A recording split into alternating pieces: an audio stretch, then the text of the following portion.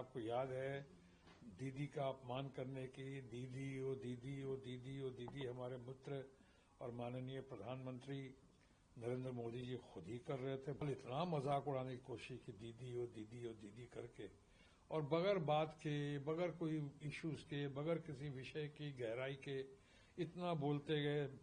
बंगाल की जनता ने उनका मुंहतोड़ जवाब दिया। पश्चिम बंगाल के मुर्शिदाबाद में हुई हिंसा तो अब थम गई है, लेकिन लोगों के दिल में अभी भी दर्द जिंदा है। मुर्शिदाबाद मामले पर सुप्रीम कोर्ट की टिप्पणी भी आ गई है। इस बीच अब टीएमसी सांसद शत्रुघ्न सिन्हा का मुर्शिदाबाद मामले पर बड़ा बयान आया है। आप खुद शत्रुघ्न सिन्हा को सुनिए। देखिए, मुर्शिदाबाद में जो हुआ है या जो कराया गया है, मुझे लगता है कि एक सोची समझी राजनीति या सोची समझी साजिश के तहत है। ये इंसानी जिंदगी से खेला जा रहा है और हमारे भारतीय जनता पार्टी के मित्रगण जो हैं, अब लगता है उनको बंगाल में कोई काम नहीं रह गया है। एक ही मुद्दा है उनके लिए, किसी तरह से दीदी को, खासकर ममता जी को, जो आज देश के अंदर सबसे ज्यादा लोकप्रिय तो हैं ही, कद्दावर हैं, सबसे प्रोमिनेंट हैं, सबसे इम्पोर्टेंट लीडर हैं ममता बनर्जी, लेकिन साथ ही साथ ये भी महसूस करते हैं लोग कि देश में अभी एक ही महिला मुख्यमंत्री है और उसके साथ साथ महिला मुख्यमंत्री का जो करिश्मा देखा है उन्होंने, कि आज तक भारतीय जनता पार्टी कुछ भी कर ले उसके बावजूद अपनी जगह नहीं बना पाई है। अगर कुछ लोग कहते हैं कि ईवीएम मशीन के जरिए या कुछ कांड करके पिछली बार कुछ सीटें अपोजिशन के तौर पर लेकर हासिल कर ली, लेकिन इसके पहले देखें और अब बाद में भी देख रहे हैं कैसे उतार चल रहा है भारतीय जनता पार्टी का। घबराहट है।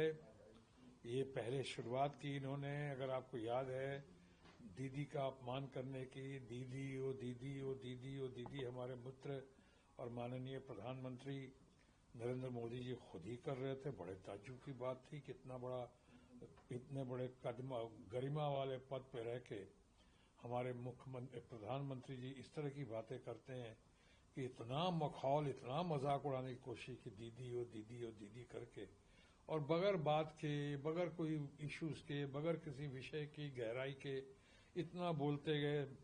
बंगाल की जनता ने उनका मुंहतोड़ जवाब दिया और जो कह रहे थे कि स्वीप करेंगे, और उनके लोग ये कह रहे थे, हमारे चाणक्य जो हैं, तथाकथित चाणक्य हमारे मित्र अमित शाह, वो कहते थे 2/3 मेजॉरिटी लेके आएंगे और इस बार 200 से ज्यादा सीटें बंगाल में लेके आएंगे।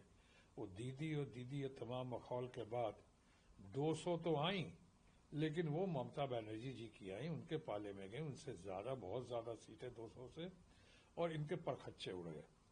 उसके बाद आप याद करें, कि पूरे देश में एक ही था जो उपचुनाव वो बंगाल में हुआ था, आसनसोल में, जिसमें कि मैं वो चुनाव लड़ रहा था और मुझे लड़ाया गया था। मैं ममता जी के आदेश को अध्यादेश मानकर उस चुनाव में आया और वहां पे तमाम हरकतें, तमाम बीजेपी के लोग, तमाम क्या नहीं करते हैं, क्या नहीं किया, क्या नहीं कर सकते थे, जो नहीं किया, उसके बावजूद हमारी जीत हुई। वो ममता जी के नेतृत्व में 2/3 मतों से ज्यादा, यानी एक नया रिकॉर्ड कायम करते हुए उपचुनाव में हम जीते वहां पे, और बहुत अच्छी तरह जीते। रिकॉर्ड आप तमाम लोगों को पता है।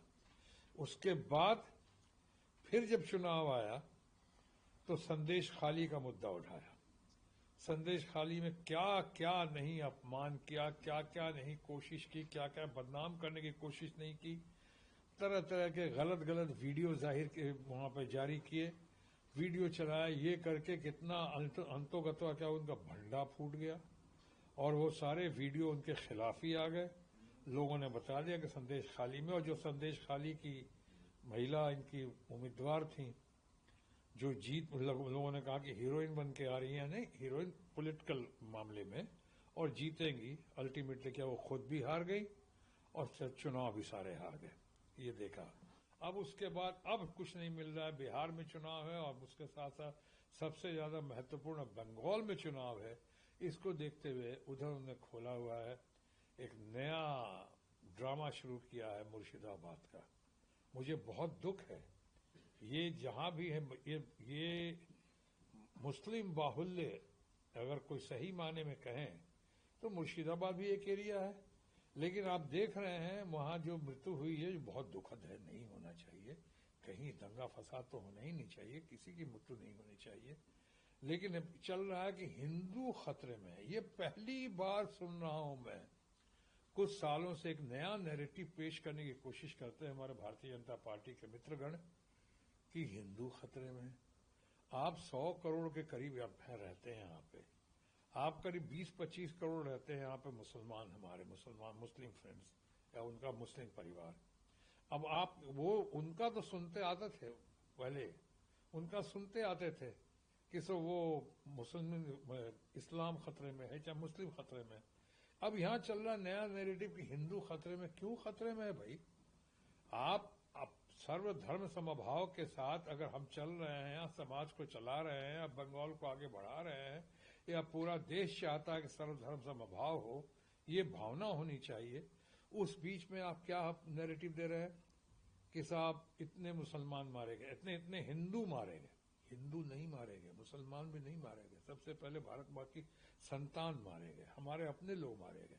सर्वधर्म समभाव का तकाजा है कि जो हमारे भारत देश में है और जो भारतीयता जिसके अंदर है, जिसके अंदर भारतीयता है, जो भारत को मानता है, जो भारत का नागरिक है, वो सब भारत माँ की संतान है। चाहे किसी जाति का हो, किसी जात का हो, किसी मजहब का हो, किसी धर्म का हो।